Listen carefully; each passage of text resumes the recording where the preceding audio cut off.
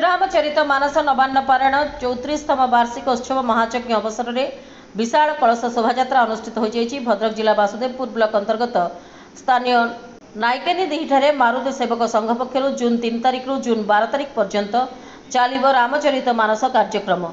प्रथम दिन में विशाल कलश यात्रा अनुष्ठित हो स्थानीय बजार शोभायात्रा बाहरी बजार परिक्रमा कर बालियापाड़ घाट जाए आसीथिला। विशाल शोभायात्रा रे भक्त माने उपस्थित रही प्रतिदिन प्रवचन कार्यक्रम और भजन संध्या अनुष्ठित हो बोली सूचना मिली। रामचंद्र परिडा नायकानी घर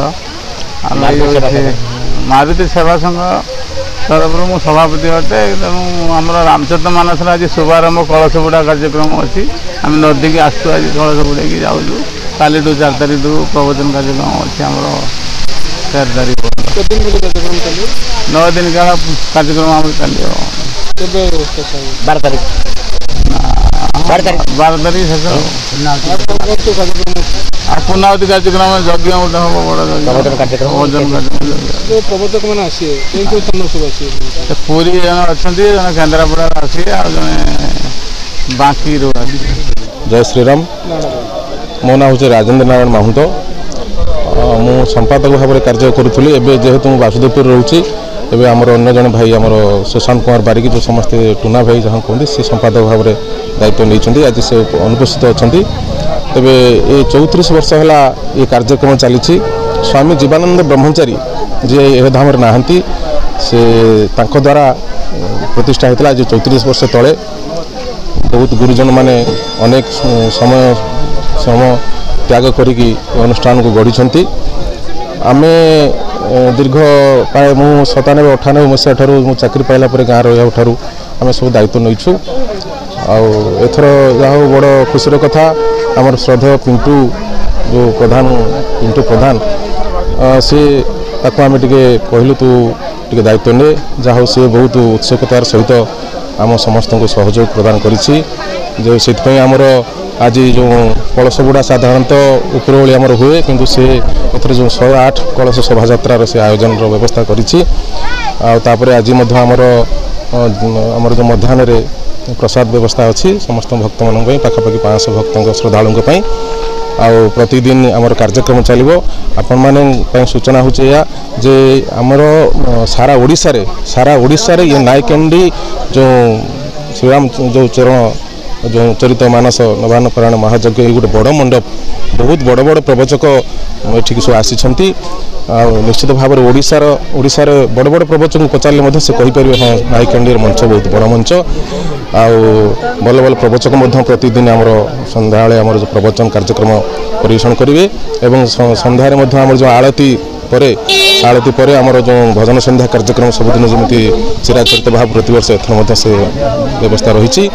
आथर शेष दिन जो महायज्ञ हुए शेष दिन से दिन आमर जो समस्त श्रद्धालु मान पाखापाखि 7-8 हजार लोकों आमर प्रसाद व्यवस्था करा जो यज्ञ जो चोरुअन्न बंटन व्यवस्था करा आपण मान माध्यम गणमाध्यम आपण प्रतिनिधि भाई मान माध्यम समस्त आम जन दूचु। प्रतिदिन संध्या बेले समस्ते आसी ये जो राम नाम यज्ञ रे सामिल होकर निजको कृतार्थ मन करेंगे एवं शेष दिन निश्चित भाव में रही यज्ञ अनुष्ठान को सफल करेंगे। चौरु अन्न ग्रहण कर प्रसाद ग्रहण करेंगे एवं प्रसाद पाई समस्त घर को जी। यहाँ तो आपण माध्यम जरिया मुझे पुराना जो मैंने दायित्व थे रामपारायण संगठन को चलाऊे रामपारायण चलाऊे तो सी भरोसा कले मत कही पिंटू से कथा मुझे आगुरी कही तो ये आज आम तार रिजल्ट पाइलु जोटा कि 11टा कलश प्रथम बुड़ा जाऊला। तो आज आम गोटे प्रयास करूँ समस्त को लेकिन 108 कलश बुड़ेमु तो आज भी से माने सक्सेस होती। तो 108 कलश आज आम आसिक नई पाखे पहुँची ये 108 कलश बुड़े आम पुणी जा स्थापन करूँ बजरंगबली श्रीराम पाखे। शोभायात्रा आमर जो पारायण हुए नायकांडी मार्केट रे जो पड़िया हुए से शोभायात्रा बाहर आसिक घाट पाखे नई बुड़ा ना आम तो कलश 108 थिला तापर तो आउरी आपण माने देखुचंती आउरी बोधे 200 माँ मैंने आउरी आम सहित सामिल होती जोटा कि राम भक्त मानकर जो इच्छा शक्ति थिला जे आम एरिया रे गोटे बड़ पारायण हो तो सेटा को आम पिला माने बा पुराना जो मोर गुरुजन माने थिले से सहायता आज आम सक्सेस करेछु। ପୂର୍ବ ବର୍ଷ ମାନଙ୍କରେ ବି ରାମଚରିତ ମାନସ କାର୍ଯ୍ୟକ୍ରମ ହେଉଥିଲା। हाँ हाँ ये ଚଳିତ सब ବର୍ଷ ବି ହଉଛି। सब वर्ष होता ମାନେ ଟିକେ କମ୍ ହେଉଥିଲା। ଏଇଥର ଆମେ ସମସ୍ତେ ହାତକୁ ହାତ ବଢ଼େଇଛୁ। ସବୁ ଭାଇ ଆମ ଗାଁରେ ଯେତେ ସବୁ ବୁଦ୍ଧିଜୀବୀ ଯେତେ ସବୁ ଥିଲେ ଆଗରୁ ରାମପାରାୟଣରେ ସମସ୍ତେ ସାମିଲ ହେଇଛନ୍ତି। ସେଥିପାଇଁ ଏଇଟା ଗୋଟେ ବଡ଼ ଧରଣର ଆମେ କରେଇଛୁ। କ'ଣ ଏଥର କାର୍ଯ୍ୟକ୍ରମର ରୂପରେଖ ଚେଞ୍ଜ କରାଯାଇଛି? ରୂପରେଖା ଚେଞ୍ଜ କରାଯାଇଛି। ପ୍ରଥମେ ତ ଆମେ 108 କଳସର ବ୍ୟବସ୍ଥା ନଥିଲା, ସେଟା କରାଯାଇଛି। ଆଗାମୀ ଦିନରେ ଯେଉଁ ପାରାୟଣର ପ୍ରବଚନ ଦିଆଯାଏ ସେଟା ତ ଦିଆଯାଏ। ଏଥର ଆମେ ଟିକେ ଆଉ ଟିକେ ତାକୁ ସର୍ବସୁନ୍ଦର କରିବୁ। ଯେଉଁ ଆସୁଥିଲେ ଶୁଣିବା ପାଇଁ ପ୍ରବଚନ ସେମାନେ ପ୍ରସାଦ ସେବନର ବ୍ୟବସ୍ଥା ନଥିଲା, ଆମେ ତାକୁ କରେଇଛୁ। ଆଉ ଶେଷ ଦିନ ଆମେ ଗୋଟେ ପୁରା ଆମର ପାଖଆଖ ଯେତେ ପଞ୍ଚାୟତ 10,000 ଲୋକଙ୍କ ପାଇଁ ଆମେ ଗୋଟେ ଖାଇବା ପିଇବାର ଆରେଞ୍ଜମେଣ୍ଟ ଭାବିଛୁ। ସେଟା କ'ଣ ପାଣିପାଗ ଦେଖିଲେ ଜଣାପଡ଼ିବ। ମାରୁତି ସେବା ସଂଘ ଯେଉଁ ଆମର ରାମଚରିତ ମାନସ ପାରାୟଣର ପୂଜକ ମୁଖ୍ୟ ପୂଜକ 9 ଦିନ ଯାକ ଆମର ପାରାୟଣ ହେବ। ଆଜି କଳସ ଶୋଭାଯାତ୍ରାରେ ଆମେ ବର୍ତ୍ତମାନ ଘଟା ଅଧିବାସ କରି ଆଉ କଳସ ଶୋଭାଯାତ୍ରା ନେଇ ଯିବୁ। କ'ଣ କାର୍ଯ୍ୟକ୍ରମ ଅଛି?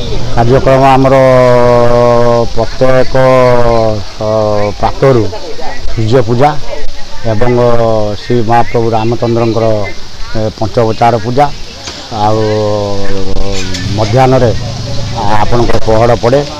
ଆଉ ତାପରେ ସନ୍ଧ୍ୟାରେ ଭଜନ କାର୍ଯ୍ୟକ୍ରମ ପ୍ରବଚନ ଦାସ ମହାରାଜ ଆସନ୍ତି ଏବଂ ପ୍ରବଚନ କାର୍ଯ୍ୟକ୍ରମ ହୁଏ। ଅନ୍ତିମ ଦିନରେ ଶେଷ ଦିନରେ ଆମର ପୂର୍ଣ୍ଣାହୁତି କାର୍ଯ୍ୟକ୍ରମ। ଭଦ୍ରକ ଜିଲ୍ଲା ବାସୁଦେବପୁରରୁ ଅକ୍ଷୟ କୁମାର ବେହେରାଙ୍କ ରିପୋର୍ଟ, ପ୍ରାଇମ୍ ଟିଭି ଓଡ଼ିଶା।